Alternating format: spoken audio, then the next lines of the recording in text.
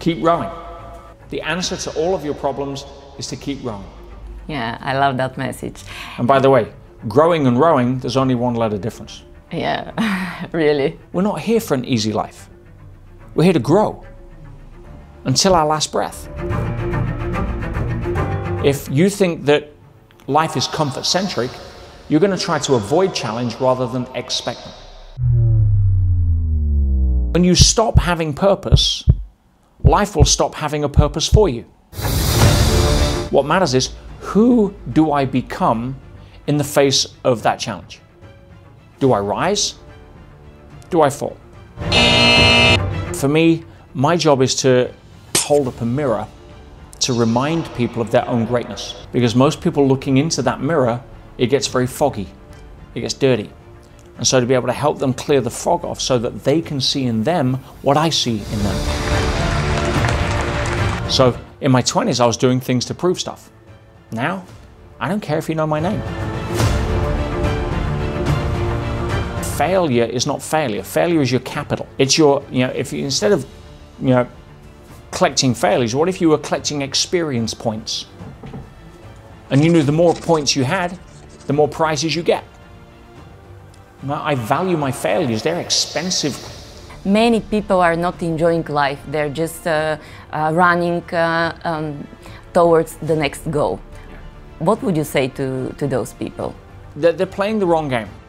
You see, if you're a victim, you play the game of feel great if. I'd feel great if this happened to me, or I'd feel great if that hadn't happened to me. People that have really mastered their mind understand there's only one game in town. That's feel great now. How do you want people to remember you? I don't. Is there anything that you want to share with us that I haven't asked you and you believe it's important to share? You cannot give that which you don't have. You want more love in your life? You've got to give love to yourself. It's not coming from anywhere else. Pay yourself first. What you're saying to the universe is, I value me first. You're telling the universe, I'm important. What is your next role in life?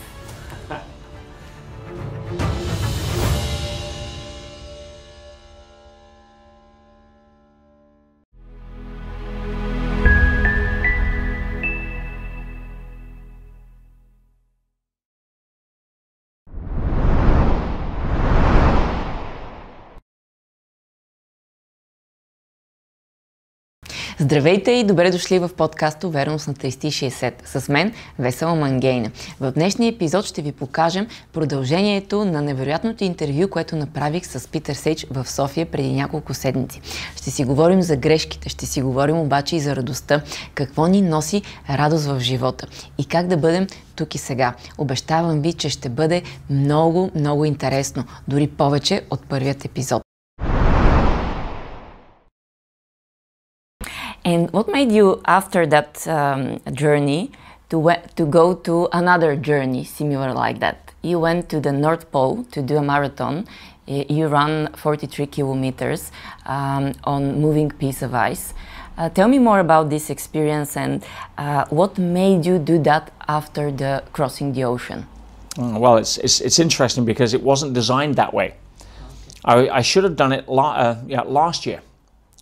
But it got cancelled because of a huge crack appeared in the ice on they built a runway to land the flight.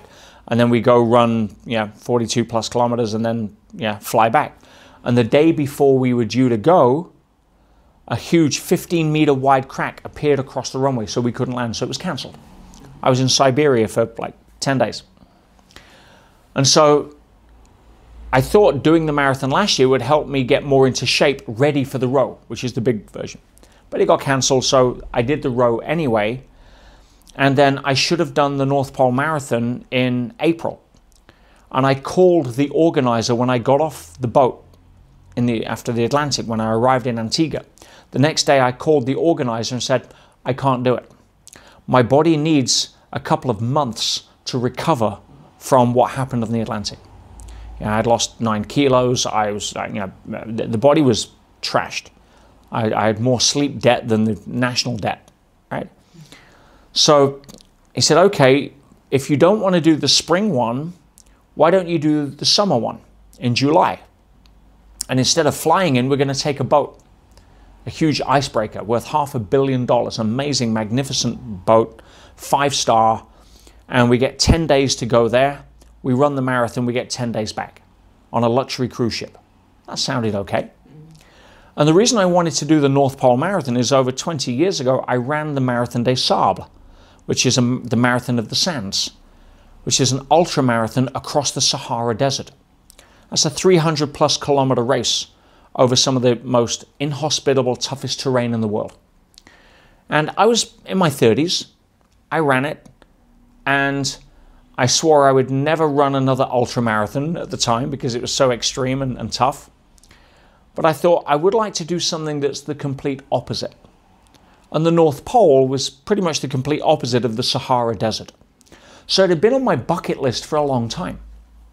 And when I agreed to do the row, I thought, oh, now's a good time to do the marathon before the row. But it got cancelled. However, there's something very interesting that showed up. The fact that I did the row, running the marathon was so easy. Why? Because even though I was running with a lot of ultra runners, right, world-class athletes, much fitter than me. These guys run ultra marathons on Everest, on Antarctica, and they all said this was the hardest marathon they'd ever ran. And the reason being is because you're on melting sea ice. Some of the terrain that we're running on is this deep in ice water, because the sun melts the ice and it goes further and further. So there's like pools of ice water this deep, and you're running in normal shoes, trail shoes and socks. So within the first 300 meters, your feet are in frozen ice water for the next 6 hours. And most people couldn't cope with that because you don't train for that. If you're running in slush, you're having to lift your foot out, so the muscles to pull the foot up. It's like running in ankle weights. Nobody trains in ankle weights. So these people found it very difficult. I'm like, if it takes 6 hours, that's like 3 of my 2-hour rowing shifts. I just did 500 back to back. Marathon, 6 hours? It was easy. So the contrast frame made it a lot easier. But it was also part of a bucket list that I'd wanted to do for a while. Do you have thoughts to quit at some point, either during the race, the rowing through the Atlantic, or on the North Pole?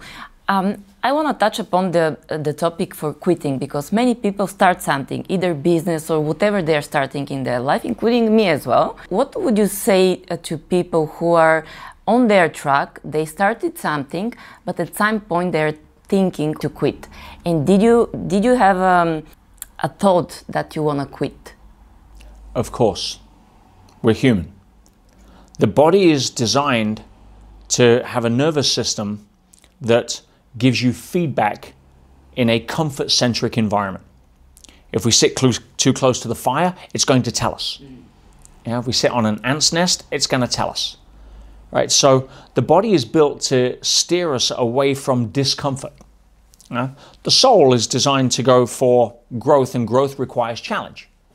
So at some point, if it gets physically uncomfortable, like the row of the marathon, the body's going to send signals saying stop. You will interpret that in your mind as thoughts on quitting. So it's perfectly natural, perfectly normal. It's not about not having the thoughts of quitting. It's not acting on or processing the thoughts of quitting. Of course, my body's going to want to say stop. Right? But what do you do with those thoughts? If you talk about a business failure, you're scared because you don't know how to handle the uncertainty. So your mind is confusing, in modern world, fear with danger. Yeah. So it's saying, oh my God, I'm scared I will lose money. I will go bankrupt. I will not be good enough to succeed, whatever. So the thoughts of quitting show up because it's the same biochemical reaction as you're facing a tiger or a bandit. You want to run away, you want to withdraw, you want to disengage. So having thoughts of quitting is absolutely normal. I'm not some superhuman guy that never have thoughts. But you observe the thoughts, you recognize that it's just the signals from my mind and body trying to protect me. I get it. But my reason for doing this is bigger. See, most people are scared of the fear that they're not enough. And they link failure to not good enough. Because at school we were taught if we fail the test, we're not good enough. There is no failure. There's only feedback. So if I do something in business and I lose money, it's not failure, it's feedback. Yeah, if I eat something and it doesn't agree with me, I didn't fail at what to eat. I just got feedback on what not to eat next time.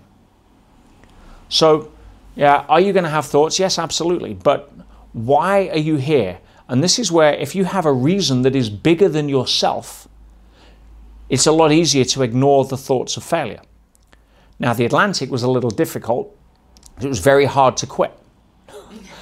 No one's coming to rescue you, right? They said in the safety briefings before we went, if you feel like quitting, right, sometimes the fastest way to end the race is to keep rowing to the end.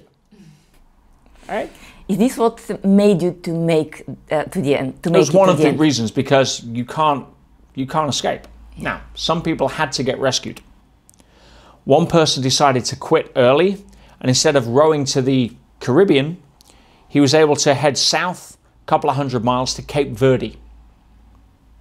He was actually a mindset coach, sports coach, right? And for whatever reason, for him, it was, and it may be a safety reason. I get that. But if you're already gone past Cape Verde, next stop is Antigua. Keep rowing. The answer to all of your problems is to keep rowing. Yeah, I love that message. And by the way, growing and rowing, there's only one letter difference. Yeah, really. It's like, tell me about the difference. Who was Peter before the Atlantic Ocean, before rowing the Atlantic across the Atlantic, and who is Peter now? What's the difference? I got asked that question a couple of times, and I really had to look, because I'll be completely honest, there's no difference. I knew what I was signing up for. I knew what tools I would likely need to use. I knew it was going to get very hard and very tough. There was no surprises out there. You see a lot of people who complete the row and their lives change. They start a new career. They leave a relationship that wasn't serving them because it required a lot of courage to be demonstrated. I've demonstrated courage a lot because it's a muscle I build. I demonstrate how to handle uncertainty a lot. It's a muscle I build. So for me, it was more validation than transformation, if that makes sense. Yeah. For a lot of people, it was transformation because they'd never have to do that or be called to do something like that before. And it now gives them more courage to change things in their life. It gives them more experience to know that they can get through adversity. I didn't need the experience. I didn't need the reference. I've got enough. So for me, it was about inspiring others and just checking in to see if I can still apply what I teach. So there wasn't a huge transformation, if that makes sense. And some people are disappointed by that. But for many people there is. If you're a bodybuilder and you win a bodybuilding competition, how do you change? Well, you don't. You did all the work before in the gym. You get to stand on stage and demonstrate it. Doesn't change who you are. What is your next role in life? Life is a growth-centric experience, and we get what I call graduation events. Events that are really designed to challenge us to see if we are capable of stepping up and demonstrating what we know or that calls us to our greatness. People say, greatness is usually forced upon you. It's rarely chosen. And so if I look at graduation events, I've had several in the past, whether that's business failures, whether that's going to jail for 6 months as a non-criminal, whether that's rowing the Atlantic. The Olympics is every 4 years. Interesting. Right? So is there going to be the next challenge? Of course. Am I going to choose it myself? Maybe. If I don't, is life going to choose it for me? Guaranteed. Does that say, okay, I'm done with challenges now so I can have an easy life? We're not here for an easy life. We're here to grow until our last breath. If you think that life is comfort-centric, you're going to try to avoid challenge rather than expect them. That's not why we're here. So, what's the biggest killer of old people? Retirement. 18 months as an average. Now, my partner's father, he's in his 70s, goes to work still every day. He's sprightly, he's bouncy. He's got purpose. When you stop having purpose, life will stop having a purpose for you. And it's time, if you're not growing and contributing or doing something, or you're not busy, you're not active, you're not on purpose with something, it's time to recycle you. So, for me, is there a challenge coming up? There's always challenges. It doesn't have to be an extreme sport. That's just something visible to show people. But a lot of people are going through challenges. Maybe my next one will be a health challenge or a relationship challenge or a financial challenge or I don't know, something. Doesn't matter. What matters is, who do I become in the face of that challenge? Do I rise? Do I fall? And we know that our biology is giving us clues. If a mammal recognizes an external situation as a threat, its biochemistry shifts and it loses access to 30% of its muscle strength. If that mammal perceives the same external scenario as a challenge, it will gain up to 30% muscle strength. Its whole internal chemistry shifts. More cortisol, more reactions, more speed, rather than going into victim mode where it freezes and loses strength. Same scenario, your relationship to the challenge determines everything. And so our biology is telling us we're here to rise to a challenge, not fall. It's built into the program. I love this, and this is something that I learned from you when I went through the EMF, and now I'm teaching people through the EMF that it's not important, it's important to have a goal, to have a purpose, but it's much more important what person you will become on the way going to that purpose. It's not the purpose to get to there, it's what person you will become. This is something I really, it helped me. And going through my journey at the moment, I changed my perspective. When I have a challenge, it's not an obstacle for me anymore. It's something that through which I will grow. So when I changed this, shifted my mindset in this way, so all the obstacles are growings for me. And this is something really beautiful, and thank you for that, because it's one of the things, my takeaways from the program. And the other thing is, I've shared it with you before as well, it's that I feel prepared. Whatever it's gonna come in my life, I feel I'm prepared to go through it. This inner knowing, it's very important. And I wanna ask you, what do you want to teach people? You are doing self-mastery, you're in the personal transformation field for the last several decades, probably 30 years ago, for 30 years for now. What do you want to teach people through the personal transformation program and everything that you do in that field? For me, my job is to hold up a mirror to remind people of their own greatness. Because most people looking into that mirror, it gets very foggy, it gets dirty. And so to be able to help them clear the fog off so that they can see in them what I see in them. Because if they do that, they won't need personal development. They will have already been transformed. See, somebody like yourself or me, we don't go to diet classes. Why? We don't need it. Somebody overweight will need to go to a diet class or a Weight Watchers or what have you. So people that are overweight psychologically, they're carrying baggage psychologically, they're not fit mentally in terms of having self-mastery, they will go to personal development diet classes. As I said, the most important diet is the thoughts you think, not the food you eat. But ultimately, I want to get people to a point where they don't need those classes anymore because there's no need. So I focus on the transformation, not the information. People go to seminars to try to learn what they have to do in order to get the result that they want.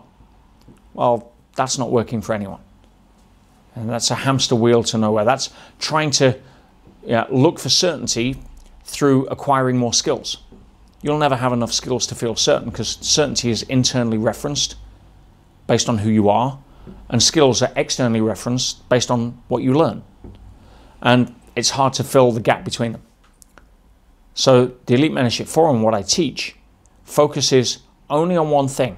How do we help people permanently transform into becoming a better version of themselves, so that that mirror is sparkly clean and they love themselves, they honor themselves, they master their mind, they're not a slave to their emotions, they have better habits, they understand how the world works at a non-physical level, they have a purpose, they come from a place of authenticity, they have easier access to joy and happiness rather than stress and anxiety, they feel as if they matter because they're the star of their movie, rather than turn on the news and feel like they're an unpaid film extra in a big budget disaster film. So that's really what my work focuses on. I'm sure there's other people that try to do that as well, but for me, that's what separates me from the information personal growth crowd. What is one thing that people often misunderstood about you? Good question. I don't quite know how to answer that. I don't know. I mean, I'm not driven by the good opinion of other people. I call that goop. People swim in goop their whole life, the good opinion of other people. So I think sometimes people can mistake my over-positivity for a mask, because it's rare that you find people that have done 30 years of personal growth, that love life no matter what's happening. They can play the game of feel great now, no matter what. Not feel great now as long as this happens. And so sometimes I'm misunderstood because people see that, that exuberance, that enthusiasm, that passion for life, and think that it must be false. You look at people like Robin Williams. In front of everybody, he was the happiest guy, the funniest guy, the guy that made everybody laugh. Inside, underneath, he was suffering massive depression, imposter syndrome. So maybe people can take my exuberance, like with Robin Williams, thinking, oh, that's just on the outside. I bet underneath, when he goes home, he's upset, or he gets mad, or he's angry, or he abuses his partner or friends, or I don't know. Maybe that's something that they could misunderstand. Maybe they would think that I do for significance, and if I was in my 20s, they'd be absolutely right. I tried to become successful in my 20s to prove to everybody finally I was good enough, because I had so many insecurities that I wasn't. I dropped out of school at 16. I've got no fancy pieces of paper to validate my intelligence, all my friends did. So now I'm feeling inferior. So now I've got to make up that somehow by building businesses and becoming financially successful. But it would never make me feel whole inside. I'm buying Ferraris at 25. I'm flying Concorde. I've got an abundant lifestyle, massively unhappy, massively unfulfilled, massively insecure. So in my 20s, I was doing things to prove stuff. Now, I don't care if you know my name. I'm not here to try to tell you how great I am. I'm here to remind you how great you are. I'm here to be a demonstration of what's possible, sure. Otherwise, I can't be the invitation if I'm not the example. But ultimately, I don't need the ego stroke. I don't need the validation. I don't need you to tell me if I'm good enough in my movie. I'm the star in my movie. I'm responsible for whether I'm good enough. I don't need somebody else to pat me on the back. So if I come across confident or enthusiastic or what have you, no matter what room I walk into, it's not false pride or false arrogance or trying to get people to like me. But there's a lot of people that use those methods to protect themselves and project. So I don't know, I never really thought of the question, but that would probably be where I would go if I was to try to guess how people would misunderstand some of my energy. But I'm not attached to what they do with it. The border between the toxic positivity and the real positivity that you live it's very, very thin. You mentioned about the 20 years old Peter, and I have a question for you. What would the 20 years old Peter would say to the 50 years old Peter right now?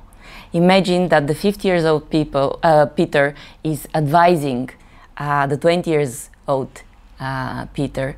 What would the 20 years old person would say? So what would my younger self say back to me now? Vice versa, both ways. Okay. I'm interested in both ways, and I will let you know afterwards why. Well, I think the younger person would say, what took you so long? Why did it take you 30 years to become the success you are today? Yeah, I thought we'd have done that in 30 days. The young guy was an arrogant, sort of go-getting kind of guy. Many people are like this at the moment who are in their 20s. Yeah. And that's why I'm asking. Yeah, I was high on testosterone. I was like, you feel invincible in your 20s, health-wise. It's an interesting time. What would I say back to him? I'd say, stop trying to prove anything. Do it because you're passionate about it. Do it because you love to do it. Do it because it's something that feels right, not something that you feel you can show others in order to feel that feeling you're trying to get. Because there's nothing to defend, there's nothing to conquer, and there's certainly nothing to prove. Yeah, I think the younger me was too worried about what other people thought of him.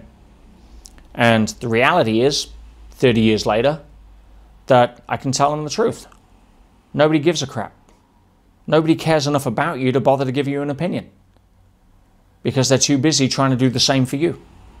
They're trying to get your approval, trying to get your validation, because they feel empty and they're trying to get their methods of putting it together. So quit the game and just focus on having an amazing life, taking the risks, falling down, getting up, but not doing it so that you have to prove something.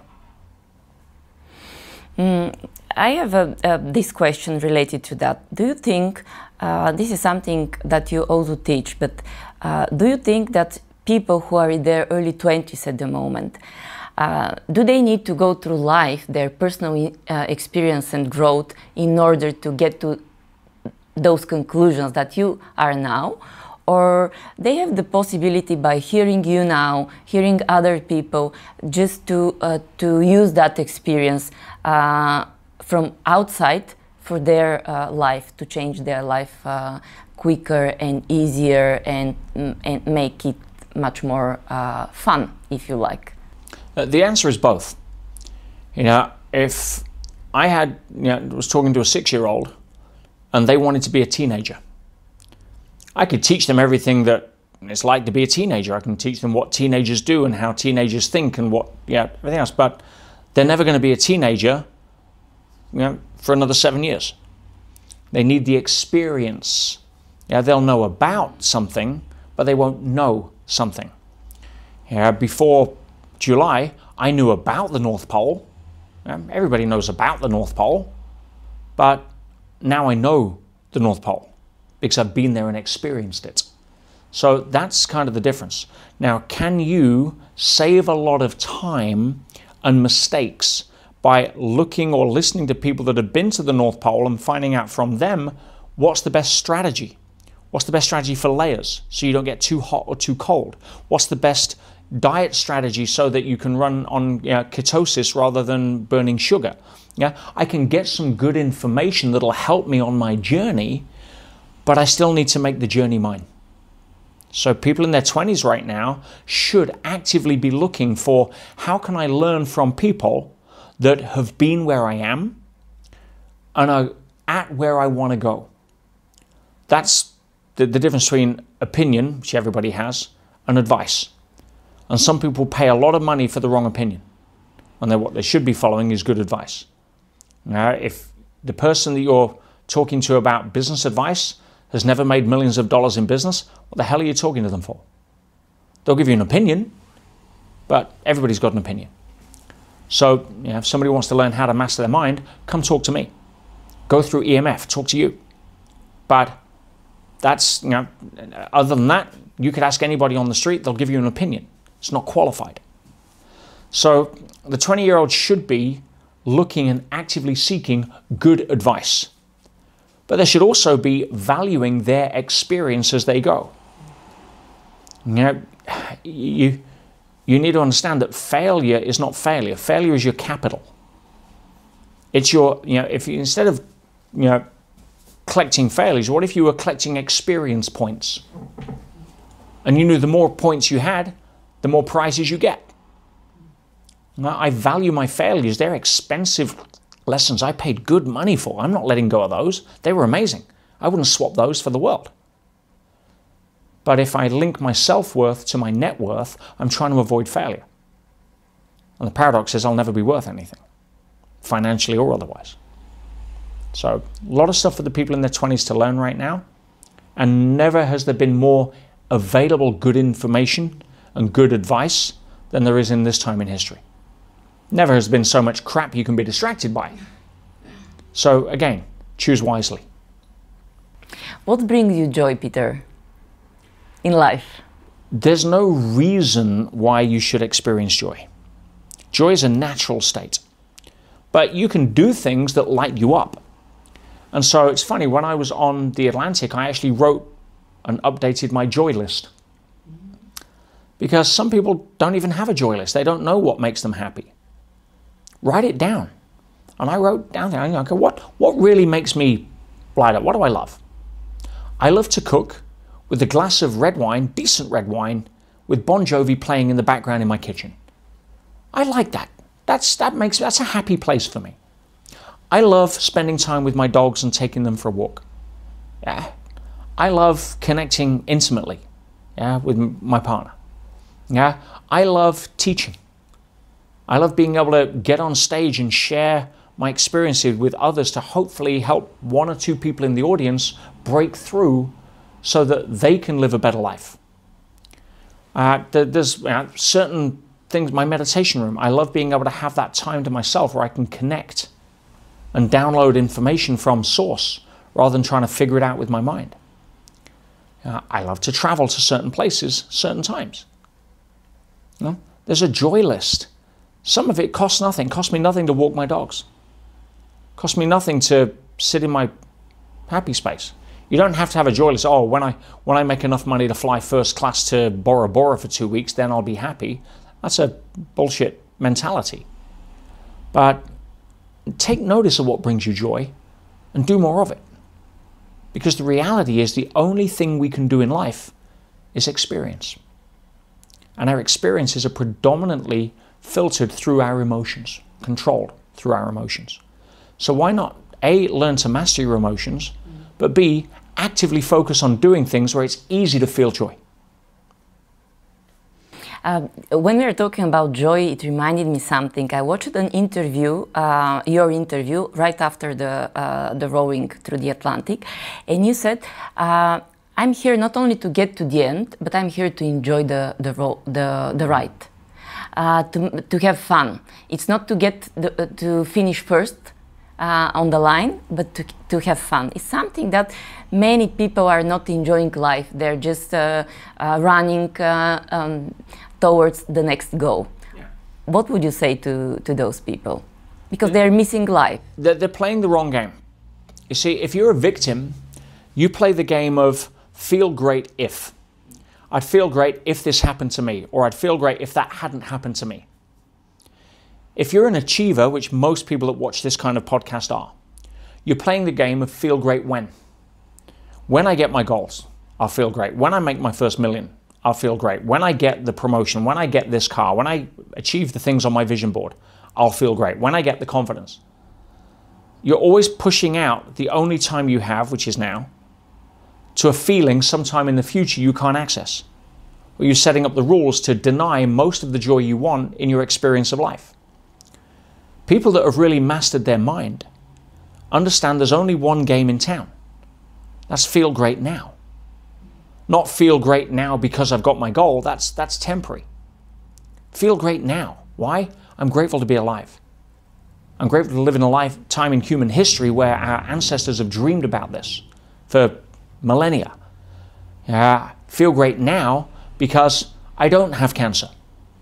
Feel great now because I am able to walk into a restaurant and eat food from countries I've never been to, cooked by chefs that I didn't have to go to chef school to learn, and presented to me without even having to go do the washing up afterwards. I mean, there's always a way to play feel great now, no matter what. That's the mastery. And of course, we're human. It's unreasonable to think that you're just going to live in a utopian universe. I had a lot of fun, and I had a lot of challenges on the road. It wasn't all sunshines and rainbows, nor should it be. But if you're an athlete, not every second is the workout. You get to enjoy the benefits of the workout. But if you're playing feel great now, that's a different level of the game. It's not about not being able to, if you're riding the horse of life, sometimes you're going to fall off and hurt yourself. But it's not about not falling off. It's about not falling off as often. It's about not hitting the ground as hard. And it's about shortening the time it takes to get back on the horse. When I lost my mother, she was my last living close relative. Am I going to fall off the horse? That's a pretty tough jump. Of course I fell off. I cried and had to go through a whole process of grieving, but I didn't hit the ground as hard. I understood. It's the natural cycle. Every one of us has a final scene in our movie. The very nature of something being alive means its destination is non-life. Part of the game. So, of course I fell off the horse. It was my mum. But I didn't hit the ground as hard. She was out of pain. There was no unfinished conversations. I'm grateful that I got to spend 30-something years with her. Some people, their mothers die sooner. Right? I didn't wait too long before I got back on the horse, because it's important to keep going. I knew that she wouldn't have left me if she didn't think I was ready. When my father passed away, my stepmom, who he was living with, this is 15 years ago now, 16 years ago this year, she went into depression. Took her a long time to get over that. She fell off the horse and she hit hard. Many years before she decided to try to even look at a relationship again. Some people split up, they fall off the horse, they hit hard, they don't trust anymore. They don't want to get back on the horse. They're scared of falling off again. That's not the life you were born to live. Are there going to be times where you fall off the horse? Sure. But if you master your mind, you're going to be able to do bigger and bigger jumps before that happens. You're not going to hit the ground as hard, and you're going to shorten the time before you get back on.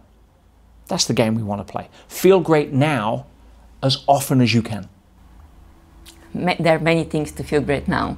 This is what I'm hearing from you. How do you want people to remember you? I don't. You don't? I want them to remember their own greatness, not mine. How do you want people to remember what you did, the way you lived? What heritage do you want to leave behind you? Hopefully people will look at that and the way I live my life as an example, not a warning. Because that's the two choices you got. You can either be an example or you can be a warning.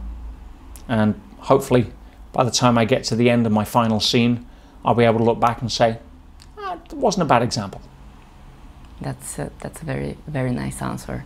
I take it for me.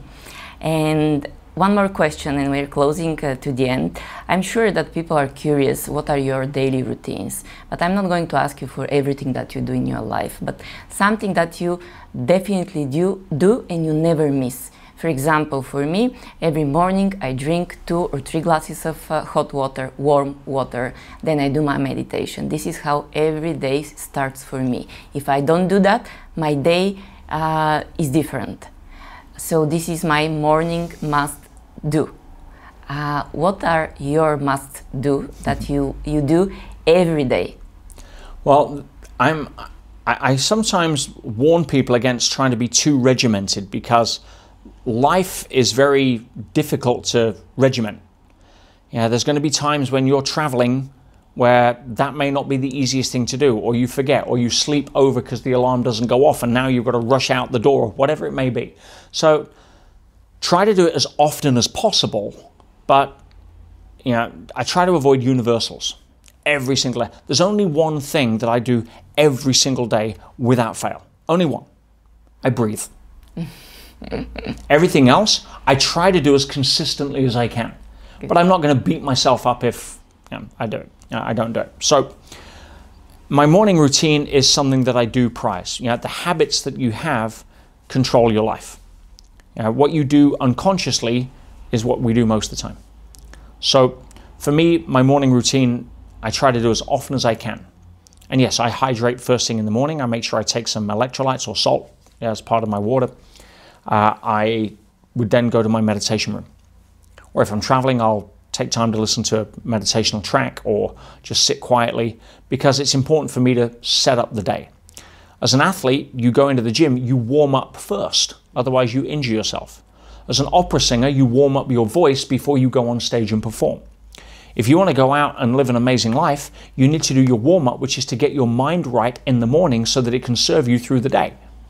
If you get up and start panicking, or the first thing you do is you check your phone, I never have my phone in the bedroom. All right, that's rule number one, because it's too easy to get distracted, too easy to fall into the drama of what's happening in front of the camera in the movie of your life that you're the character of, rather than connect behind the camera in the movie of your life to the actor that's playing the character, the soul versus the personality. So yeah, my morning routine is great. I try to be kind every day. I try to focus on reasons to be grateful every day. Kind to yourself including, right? Yeah, absolutely. And just put one foot in front of the other as best I can, knowing sometimes I'm going to slip over, hurt my knee, screw up, and that's just part of the journey. Yeah, and as you always say, it's all about where do you live and what do you visit. So, yes, where do you live instead of where do you visit. You live in the gym, you can visit McDonald's once in a while, it's not going to do anything, you won't notice. Yeah. You live in McDonald's, you can visit the gym once in a while, you're not going to notice. Is there anything that you want to share with us that I haven't asked you and you believe it's important to share? Only that if I was to give one level of insight, it's again, learn to trust the inner voice rather than the outer voices. All the answers are in alpha. What do I mean by that? If you go into a quiet place where you can lower your brain waves under 12, 10 hertz, you'll get intuition. Don't sweat the small stuff. Everything's small stuff. Sometimes we put so much demands on ourselves because we have these fears and expectations. Be kind to yourself. You cannot give that which you don't have. You want more love in your life, you've got to give love to yourself. It's not coming from anywhere else. Once you have love for yourself, you can feel the love other people want to share. Look after yourself first. Pay yourself first. Most people don't even value themselves enough to pay themselves. They get their money and then they pay their rent and they pay their expenses and they pay their taxes and what have you. Well, what if you were to just take a little bit out of that for you each month and put it aside? What you're saying to the universe is, I value me first. The king or the queen eats first. When you have that as a practice, you start to value yourself. You're telling the universe, I'm important. So, if you value yourself, rather than hope others will value you with you because you're trying to impress them, then your life is going to shift. And how would you complete the sentence, the following sentence? When you remove all labels, how would you complete I am? Full stop. Complete. Whole. Nothing else required. Once I'm okay with I am and no label, I'm free to choose a label because I want to wear it. Not, oh, I have to wear it in order to feel better. That's a big difference. When we stand in front of the mirror without clothes, that's who we really are. If we're not happy with that, we'll try to use clothes to cover up things we don't like. If we're overweight, we'll wear black, baggy clothes. If we're happy with who we are in the mirror, we can choose clothes that make us feel even better. But you can't cover up a poor self-image with clothes. Whatever comes after I am are the clothes you choose to wear, either to hide what you don't like or to then choose to make yourself feel even better. But you've got to become okay with what you see first before you put on the clothes. So, I am, full stop. I'm whole, I'm complete, I'm perfect. Thank you very much, Peter. It was a complete privilege to be my guest in my studio. I'm sure that many people were inspired. Thank you for your inspiration, tools, and real life example. This is the most important thing, to get inspired from the real example. So it was a complete privilege to be here. Absolute pleasure. I love what you're doing. I love the messages that you're giving, and let's hope that we can leave a little thumbprint on some people's movies that allow them to become a better version of themselves. Yeah, thank you so much. Thank you, Peter. Благодаря ви на вас, че бяхте с нас в този епизод на Увереност на 360. С мен Весела Мангейна. Уверена съм, че има много какво да си вземете от днешния епизод, че сте много вдъхновени да водите вашия уверен нов живот. Гледайте ни и следващия понеделник. А междувременно абонирайте се за канала, натиснете камбанката и оставете вашите коментари отдолу.